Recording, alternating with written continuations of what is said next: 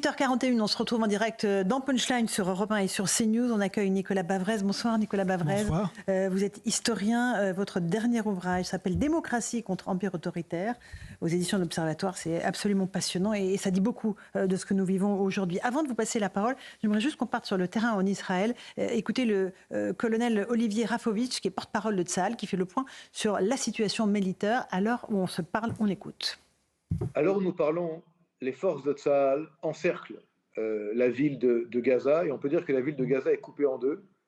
Les opérations aériennes intenses ont fait un travail énorme pour bombarder plus de 2500 cibles du Hamas. Actuellement, les forces de Tsahal se concentrent sur des cibles qu'on va appeler commandement et contrôle du Hamas dans la ville de Gaza, et également d'autres éléments qui sont reliés au fait que le Hamas a des structures et des bâtiments qui sont liés à son régime, à son pouvoir en place. Et donc le but est véritablement de frapper le Hamas à l'intérieur de Gaza. Voilà pour Olivier Rafovitch, qui est porte-parole de Tsahal. Nicolas Bavrez, vous dites que c'est quelque chose de très important, c'est que cette très forte réponse de l'État d'Israël était attendue par le Hamas et a été provoquée exprès par les attaques du 7 octobre. C'est bien cela? Alors, c'est vrai que ce qu'on voit, c'est que du côté israélien, on applique l'objectif qui est clairement d'essayer de détruire l'infrastructure politique et militaire du Hamas. Le problème, c'est qu'il y a eu ce moment des attaques et des actes de barbarie terribles du 7 octobre. Et ensuite, la bande de Gaza, c'est une bande de 40 km de long sur lequel on a 2,3 millions de civils. Et évidemment, le piège, c'est que les cibles sont traitées, comme on l'a dit, beaucoup par des bombardements aériens, et que ces bombardements aériens font évidemment beaucoup de victimes civiles.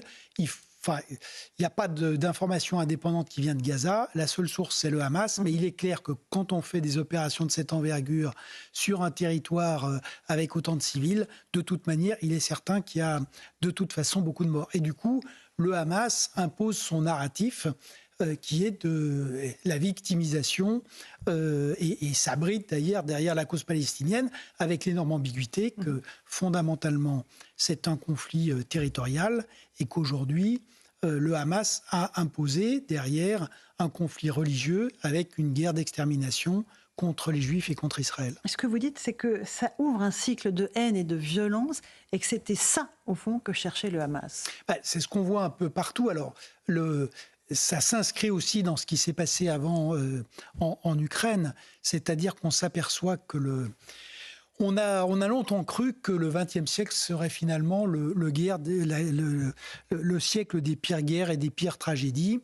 Et j'allais dire, après l'effondrement de l'Union soviétique, tout le monde a voulu croire à la fin de l'histoire et d'une certaine manière à la fin de la violence. Ce qu'on voit aujourd'hui, c'est que non seulement la violence revient en forme, mais elle est complètement libérée de toutes les institutions, de toutes les règles qu'on avait essayé quand même, qu'on avait essayé d'imposer. Et comme on l'a dit, cette violence, non seulement elle est plus cachée, mais elle est exhibée, elle est une arme de terreur et aussi une arme de recrutement. Et ensuite, on voit bien, donc, sur le cas d'Israël, les différents étages de la terreur. Donc, il y a l'arme de l'information sur le conflit lui-même, l'espoir qu'on va l'élargir du coup en Cisjordanie et sur la frontière libanaise, et qu'on exporte aussi ce conflit au Moyen-Orient et dans tous nos pays.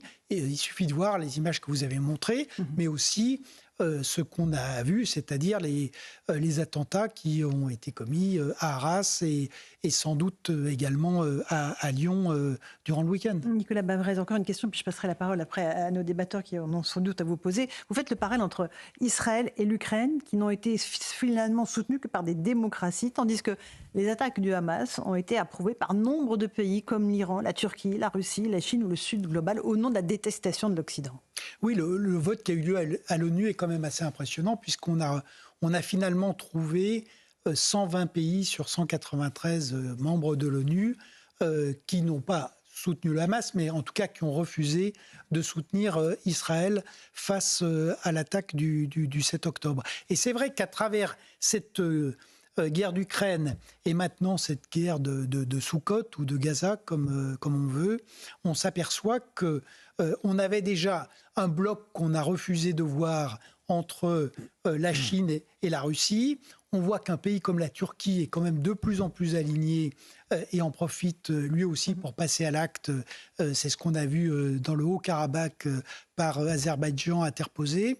Et surtout, les pays du Sud sont en train de se rapprocher de ces empires autoritaires. Et c'est une situation qui est très inquiétante si on n'arrive pas à essayer de la modifier. C'est pour ça que dans la riposte des démocraties, il doit y avoir évidemment un endiguement technologique et militaire des empires autoritaires, mais il doit y avoir aussi une vraie réflexion sur les relations de l'Occident avec le Sud, puisqu'il y a cette espèce de volonté de désoccidentalisation du monde. Alors, pour la Chine, ça veut dire les États-Unis hors d'Asie, d'Asie-Pacifique. Pour la Russie, ça veut dire les États-Unis hors d'Europe. Pour l'Iran et le Hamas, ça veut dire les États-Unis hors du Moyen-Orient. Et pour nous, ça veut comment dire aussi la France hors d'Afrique. Et c'est ce qu'on voit progresser extrêmement rapidement. Et force est de constater, en tout cas pour ce qui nous concerne, qu'on n'a pas été capable de mettre en place une riposte à la désinformation russe en Afrique. Général Clermont, effectivement, c'est une guerre multiforme à laquelle nous assistons, qui n'est pas seulement cantonnée à la bande de Gaza. Non, bien sûr, on constate qu'un certain nombre de pays sont mus par des idéologies qui ne sont plus du tout celles des Occidentaux, des valeurs qui ne sont plus les nôtres. Et d'ailleurs, votre livre rejoint finalement la thèse américaine de la nouvelle stratégie nationale de sécurité qui dit que la guerre de demain, c'est la guerre entre les démocraties et les dictatures. La question étant de savoir où est la limite des démocraties et où est la limite des dictatures. C'est dans cet interstice peut-être qu'on trouvera, en tout cas les Occidentaux, une manière de ne pas être totalement isolés d'un monde qui nous est étranger, dans un monde qui nous rejette pour ce que nous sommes. Mais Nicolas Bavrez, c'est l'Occident qui est attaqué à travers Israël.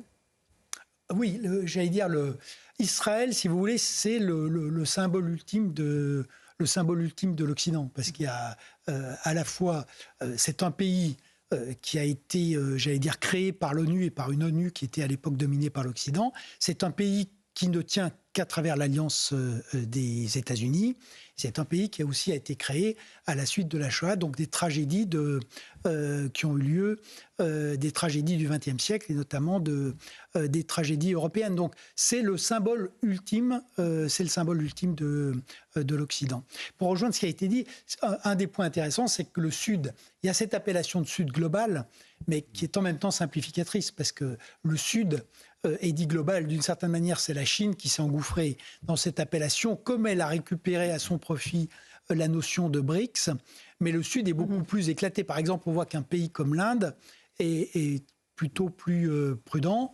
On voit aussi que certains pays ont quand même compris que l'attaque portée contre Israël était d'une barbarie telle qu'elle posait des problèmes à l'humanité tout entière, ce qui est le cas. De même que l'antisémitisme qu'on laisse prospérer chez nous, on sait très bien que c'est le baromètre de la déliquescence d'une démocratie. Donc c'est vrai que l'antisémitisme en France, c'est pas le problème des Juifs, c'est le problème de tous les Français. Vous avez raison. Une question de Louis de Ragnel, d'Europe 1. En fait, par rapport à votre diagnostic, on se rend compte d'une chose, c'est qu'on est quand même extrêmement faible par rapport à ces nouvelles menaces. Je pense qu'on n'est même pas en train de mesurer encore à quel point le monde est en train de changer de face et on ne le réalise pas, on n'arrive pas à mettre deux mots dessus. À quoi est-ce qu'il faut s'attendre parce que vous décriviez un cycle un peu historique, géographique et historique, avec des jeux d'alliance qui sont en train d'être complètement rebattus. Vous voyez comment les 50, 100 prochaines années, alors c'est une question un peu large, mais parce qu'en fait, tout est en train de... Tout s'accélère à une vitesse folle. La réponse de Nicolas Bavrez. Vous avez raison de dire que si on est Poutine ou Xi Jinping ou Erdogan, on est dans un cycle de déclin de l'Occident et ils reprennent maintenant à leur compte le diagnostic de Spengler, mais que les États-Unis avaient démenti puisque finalement ils avaient répondu victorieusement à l'Allemagne nazie, au Japon militariste et puis à l'Union soviétique. Aujourd'hui, c'est vrai qu'on est en partie dans le déni. Et ça, quelque chose de très préoccupant, surtout en Europe, où on voit que l'Europe, elle est cernée partout par les guerres et les crises. On part de la Baltique, on a tout le schéma ukrainien, ensuite on a la Turquie, on a le Caucase, le Moyen-Orient, la Libye qui est en pleine éruption et le Sahel qui est en train de devenir un Sahélistan. Et on continue à vivre comme si on était dans le jardin d'Éden. Donc incontestablement, il y a du souci à se faire. Je dirais qu'on pêche aussi par incapacité à avoir des nouvelles plus positives. Parce que ces mêmes régimes, ces mêmes régimes nous ont dit qu'ils étaient invincibles. La Russie de Poutine montre que ce n'est pas le cas. Ils nous ont dit qu'ils étaient infaillibles. La Chine de Xi a quand même passé complètement à côté de la gestion de la Covid. Elle a un problème démographique, un problème économique majeur. La Turquie de Erdogan a un problème économique et l'Iran des mollahs a quand même toutes les femmes sur le dos. Et on sait depuis Aristophane que quand les femmes ont décidé que la politique ne leur convenait pas, généralement, il se passait quand même un certain nombre de choses. Et du côté de l'Occident, l'Europe, il y a quand même quelques signes, mais surtout, je trouve que sur les États-Unis, c'est vrai que Biden n'est pas en très bon état physique, mais je trouve quand même qu'il est plutôt impressionnant. Sur le plan économique, l'IRA, c'est je réindustrialise, je fais la transition écologique, la subvention massive, et avec ça, je fais de la réindustrialisation, de la transition écologique, de la stabilisation de la classe moyenne. Ça, incontestablement, c'est intelligent. La démonstration de force dans le Moyen-Orient, avec l'envoi des porte-avions, on voit quand même que l'Iran a très clairement perçu le message et que c'est assez efficace aussi pour les missiles qui partent de chez les Houthis pour viser Israël. Donc, côté américain, on a quand même du progrès avec une énorme interrogation, c'est-à-dire que si Donald Trump, qui progresse dans les sondages à chaque procès, doit l'emporter, tout ceci peut être fracassé dès l'an prochain. Donc, c'est aussi la grande vulnérabilité de toutes nos démocraties face au populisme. Mais donc, vous voyez que, contrairement à ce qui est affirmé, l'idée qu'on est vraiment dans un déclin fatal de l'Occident, cette idée, elle ne va pas de soi, et notamment l'idée que l'Asie va forcément l'emporter, la Chine sur les États-Unis, par exemple, sur le plan économique et technologique. Ce sera peut-être le cas, mais on ne peut pas dire que c'est aujourd'hui joué d'avance. Une question de Caroline Yadon, peut-être. Est-ce que le sursaut ne peut pas venir des populations ? En fait, quand on voit ces images, on voit à quel point il y a ceux qui idolâtrent la mort et ceux qui vénèrent la vie. Ces images auraient pu être des images d'Israël s'il n'y avait pas eu le dôme de fer. C'est-à-dire que des images de destruction par les bombardements. Voilà. Exactement. Si les Israéliens ne protégeaient pas et avaient pour objectif premier de protéger la population civile, tandis que le Hamas, alors même qu'il dispose de centaines de milliers de kilomètres de tunnels, ne veut pas protéger sa population en les abritant dans les tunnels en question et construit ses bases de lancement, ses sites, etc., à côté des écoles et des hôpitaux, parce qu'ils veulent des victimes pour permettre une propagande généralisée.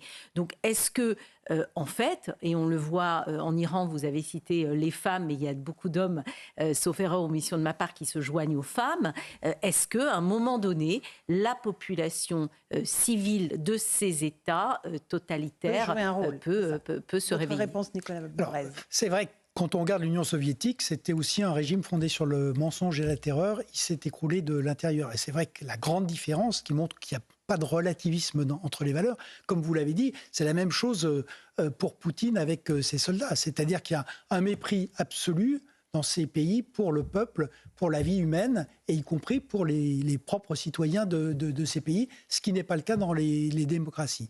Il reste qu'on a une grande crise des démocraties. Je vous rejoins. Pour en sortir, il faut de la qualité, du leadership, de la responsabilité des dirigeants. Il faut aussi la mobilisation des citoyens. Dans une démocratie, quand elle est vraiment en crise, ce sont les citoyens qui doivent être le premier pôle de résistance. Et ça suppose qu'ils ne basculent pas dans les passions collectives et qu'ils continuent à garder foi dans la liberté, dans les institutions des démocraties. Mais pour ça, il faut aussi qu'il y ait des politiques qui soient des politiques efficaces et intelligentes. Et éviter l'indifférence aussi. Le sursaut de nos républiques et de nos démocraties. Merci beaucoup, Nicolas.